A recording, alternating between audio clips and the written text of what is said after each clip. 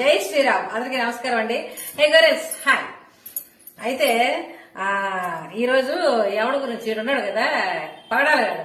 పగడాలు పగిలిందా ముత్యాలు దోర నీరిందా. వీడికి బాగా ఎక్కువైపోయింది కదా మధ్యన. వీడికి వారోత్సవాలను పెట్టి కరుణాకర్ గారు బాగా పగలగొడతారు.